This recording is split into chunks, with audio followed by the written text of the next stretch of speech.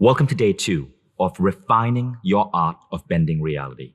Today, we're going to look at 2 additional nuances of what you're about to experience. And to explain these nuances, I have to share with you one bizarre, incredible story that happened to me that made me a believer. Shortly after I was 17 years old and I'd learned to heal my skin with creative visualization. After I healed my skin, that gave me a boost in belief, a boost in faith of what I was able to do with my mind. So I decided to aim for a highly improbable goal. At that point, I was a black belt in Taekwondo. My dad, from the age of 11 to the age of 17, had sent me to Taekwondo classes to toughen me up so I wouldn't get bullied at school that much. Now, I really cared about my Taekwondo lessons, and I had this goal as a 17-year-old to represent my country, Malaysia, at an international Taekwondo event. Now, one day, the teacher of my Taekwondo school announced to all of us students that the US Open 1993 Taekwondo Championships were taking place in Colorado Springs, and that Malaysia would be sending a team. He also said that there were going to be a trial run in our school, and the winners of the heats would make it to the national competition. And if you did well at the national, you were going to be making it to the international level. Now, I was so excited because, wow, not only might I get to the national level and then the international level, but holy crap, I get to go to America. You see, growing up in Malaysia, we are spoon-fed American television programming through cable TV, but I'd never set foot in America. I had so much love for the US, I always dreamed of going there. The instructor also added some icing on the cake. He announced that he was going to be leading the international team, and the people who made it to the international team, we were going to stop by Disneyland before we went to compete. Now I knew I totally had to do this. Now the heats were around 6 months away. I read in books like Psycho-Cybernetics and the Silva Mind Control Method that you got to visualize and you got to visualize and you got to visualize. And I decided I was going to visualize myself there with the word Malaysia at the back of my Taekwondo costume, right up there at the US Open, representing my country. I visualized this several times a day. I saw myself in Colorado Springs. I dreamt it could happen. I felt the feelings of being there. And then the day came. It was the heats. Now, what I had to do in this competition was I, as a young 17-year-old kid, were facing 3 men holding 2-inch planks of wood. One to my left, one to my right, one directly in front of me. A timer would start, and in under a minute, I had to break all 3 planks of wood using 3 different types of kicks. I stood there, I had seen this moment, I knew I was going to succeed, and I knew I was going to make it to the US Open. The whistle blew, and I went boom, boom, boom. And I put my foot down, and I looked around me, and the wood was still there. I mean, what the hell? And then I hear the instructor blow the whistle. Next, he says. I'm thinking, what do you mean next? No, the wood must break. Like, I assumed in my head, like in the movie Kill Bill, I'd created secret cracks in the wood, and in a few seconds, the woods were gently going to break, like in a superhero flick. But the woods stayed solid, and I realized I was out. I'd failed the heats. Now, my friend Daniel, who was in the same school as me, he made it to the national competition in Malaysia. And I was kind of annoyed at him that he made it and I did not. But I knew a month later that I had to accept my failure and go show up and support Daniel. So I go for the national competition. I'm there sitting in the bleachers, waiting to support Daniel, have my Taekwondo uniform with me. Daniel was doing really well. He won the sparring competition. But Daniel, in that competition, developed a small injury in his foot. And now he was up for the wood breaking competition. And he came to me and he said, "Hey, Vishen, we're in the same weight range. Do you think you can represent the dojo? You can represent the school? I've already qualified. I'm going to the US Open. I just don't want to hurt my leg." Now, back then in Malaysia, the rules are kind of loose, right? It's not like the United States. So I wasn't meant to be there, but all I had to do was put on my costume, say I was from the same school, and I could stay in the place of Daniel. Daniel told me, "Don't worry about breaking anything. You don't have to prove yourself. Just don't embarrass the team." I thought, fine. What's the worst that could happen? I'm not going anywhere. I'm not attached to this outcome. I stood there. I looked at the 3 pieces of wood. The whistle blew. And again, I went bam, bam, bam. And this time when I put my foot down, I heard a funny sound. I was the last person up to break the wood, and I heard the sound of cheering. I looked up at the scoreboard. I'd broken all 3 pieces of wood in 52 seconds. I had just won the gold medal. To this day, I don't even know what happened. What weird ripple in reality made me get to that spot I wasn't meant to be and then win that gold medal. I was now going to the US Open. My dream had come true, or so I thought. So, a few months later, I am now in Disneyland with all of these other Malaysian Taekwondo experts. We are having the most incredible time. Then we hop on a plane and we fly all the way to Colorado Springs, Colorado, and represent our country at the US Open 1993. Now, this is where the story gets weird. So back then, I wore large, big glasses. I was legally blind. I was short-sighted and my power was minus 700. And I wore sports glasses when I was in a sparring competition. In Malaysia, this is perfectly allowed. So I get in the ring and it's my turn to spar, to face my opponent, who just happens to be Glenn Rybak, the Dutch national champion. And if you know anything about Dutch people, you know that they are the tallest people in the world. Now, Taekwondo is a kicking form, so the longer your legs, the more of an advantage you had. Glenn Rybak was super skinny and super long. To this day, I'm convinced he was part giraffe. And so I'm facing this guy who is towering above me with like legs which are just ridiculously long. And then the referee comes and says, "Hey kid, get your glasses off." And I'm like, "No, sir, you don't understand. If I take off my glasses, I can't see. These are sports glasses, legal in Malaysian competition." And he goes, "You don't understand. This is America.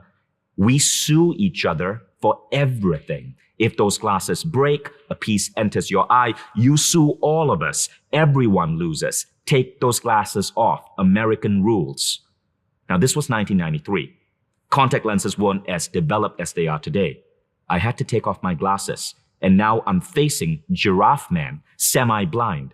At least I think I'm facing him. I have no idea where Glenn Rybak actually is. He could have been to my left or my right, and all of a sudden I know where he is because he kicks me in the head and I'm on the ground.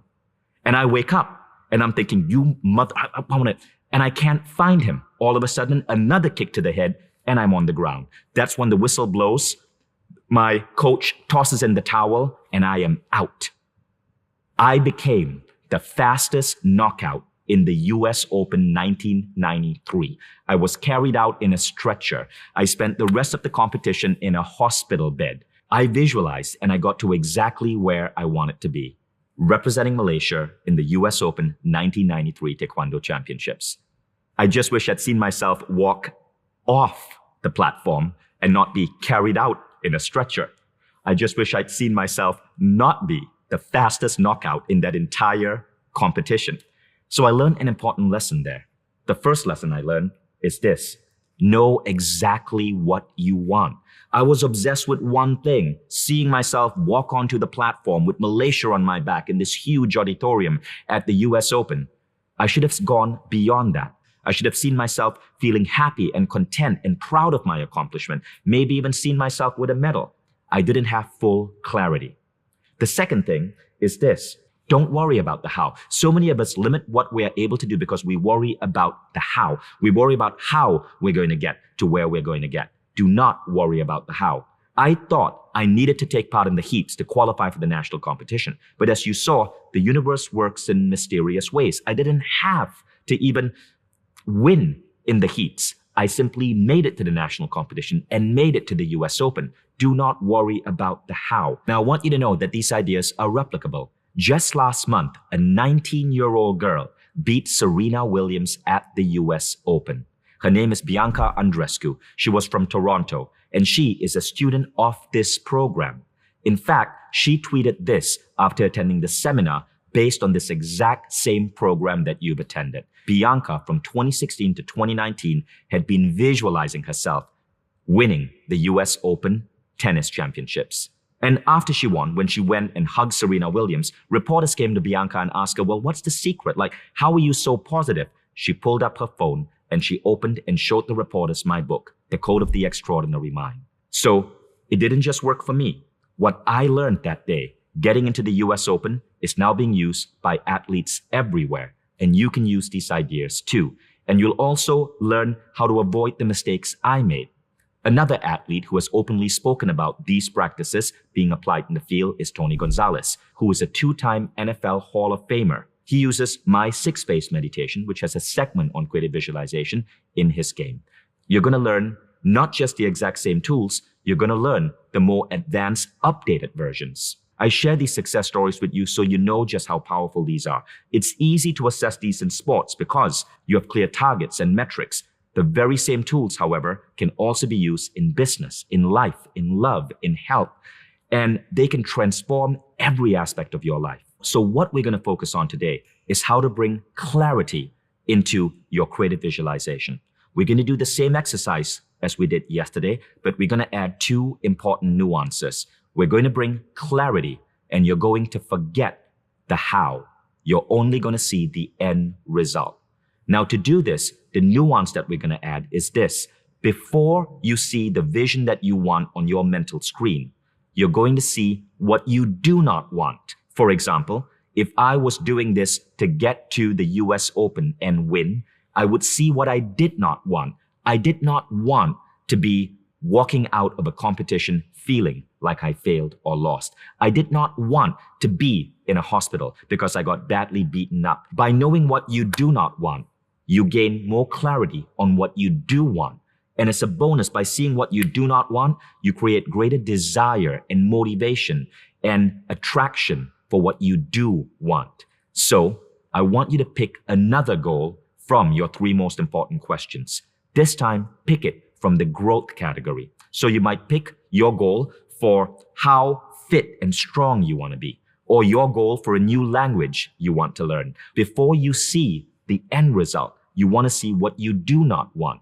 So for example, if the goal is a fit muscular body, you might see what you do not want, which may be your body now, or your body slightly pudgy. If the goal is learning Spanish, you may see what you do not want. You on a trip in South America, struggling to learn the language, to communicate with people. You get the idea? So I'm going to guide you through the same meditation. The mental screen is going to come on, and we're going to start by seeing what you do not want and feeling that negative emotion temporarily, and then pushing that away and bringing in the scene of what you do want. Now I'm going to add 1 nuance. When you shift from the scene that you do not want to the scene that you want to take the scene that you do not want and make it go away. Now, there are several ways you can do it. You can imagine as if the scene just moves to the right. You can imagine as if you have an eraser in your hand and you erase the scene. You can even imagine as if the scene just cracks and disappears. You speak to the subconscious mind based on symbolism. You do not speak to the subconscious mind based on words. What this means is that by moving the scene to the right, meaning the past, by cracking the scene, by even erasing the scene, what you're telling the subconscious mind is, I do not want this.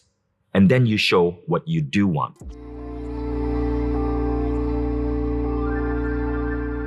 On your mental screen, see an image of the opposite of what you want. Feel the pain. Feel the misery. It's okay to even feel anger, dissatisfaction, or fear. You will spend a minute on the scene of what you do not desire.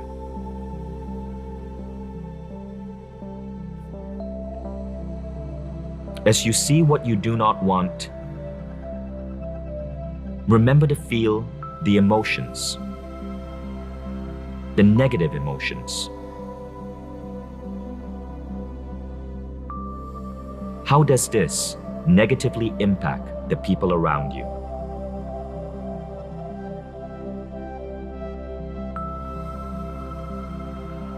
How does it prevent your soul's vision from coming forth?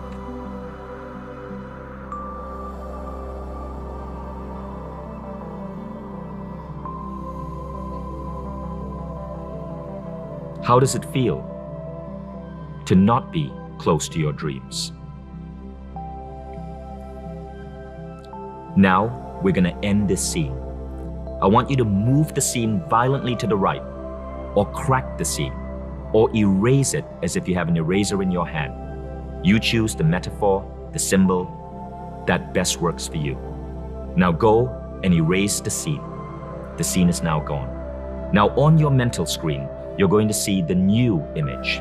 This will be an image of what it is that you do desire. I want you to see this image now. Forget the how, simply see the end result. Feel the emotions.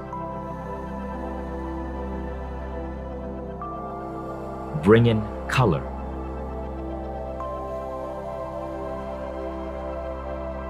What colors do you see? Make the scene as bright and vivid as possible.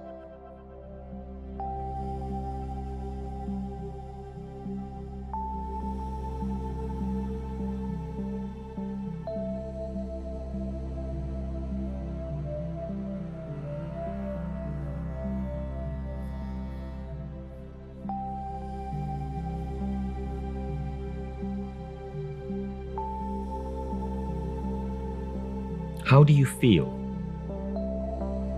How do people around you feel?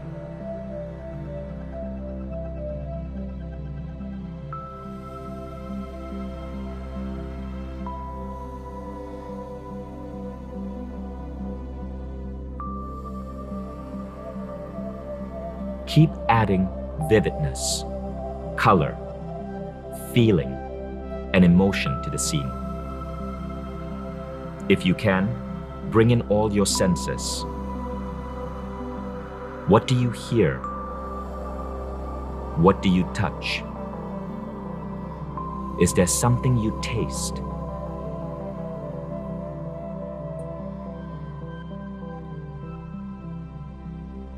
Another way to add nuance is to see how people around you benefit from your success in this vision. Perhaps it's a loved one, or friends or family, or even a pet. As you attain this goal, how do the people close to you gain as well?